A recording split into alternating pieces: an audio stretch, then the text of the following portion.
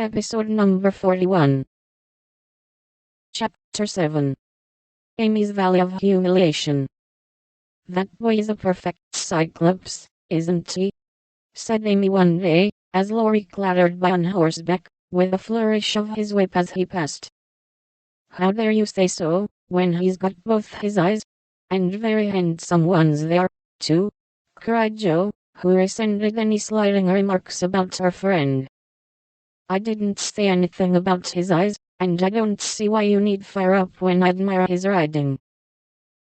"Oh, my goodness. That little goose means a centaur, and she called him a Cyclops," exclaimed Joe, with a burst of laughter. "You needn't be so rude, it's only a lapse of lingy, as Mr. Davis says," retorted Amy, finishing Joe with her Latin.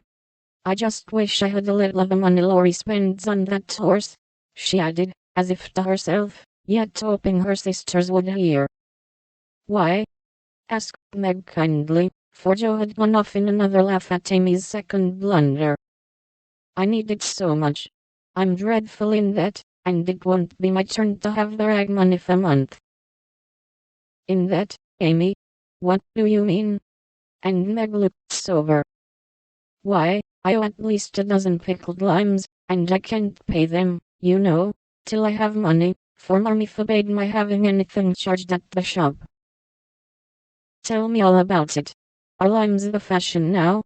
It used to be breaking bits of rubber to make balls." And Meg tried to keep her countenance. Amy looked so grave and important. "Why, you see, the girls are always buying them, and unless you want to be thought mean, you must do it too.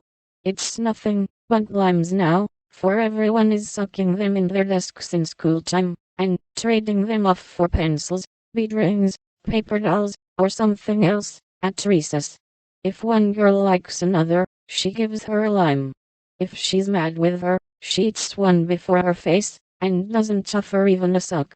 They treat by turns, and I've had ever so many, but haven't returned them, and out for their debts of honor, you know."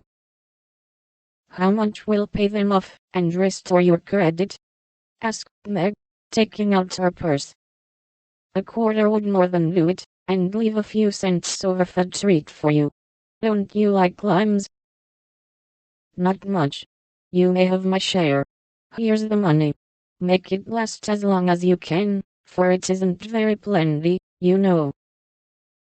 "Oh, thank you. It must be so nice to have pocket money. I'll have a grand feast, for I haven't tasted a lime this week. I felt delicate about taking any, as I couldn't return them, and I'm actually suffering for one." Next day Amy was rather late at school, but could not resist the temptation of displaying, with pardonable pride, a moist brown paper parcel, before she consigned it to the inmost recesses of her desk. During the next few minutes the rumor that Amy March had got 24 delicious limes, she ate one on the way, and was going to treat circulated through her set, and the attentions of her friends became quite overwhelming. Katie Brown invited her to her next party on the spot. Mary Kingsley insisted on lending her watch till recess, and Jenny Snow, a satirical young lady, who had basely twitted Amy upon her limeless state, promptly buried the hatchet, and offered to furnish answers to certain appalling sums.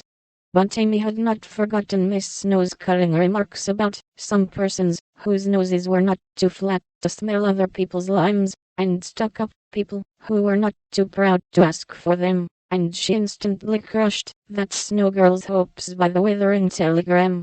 "You needn't be so polite all of a sudden, for you won't get any.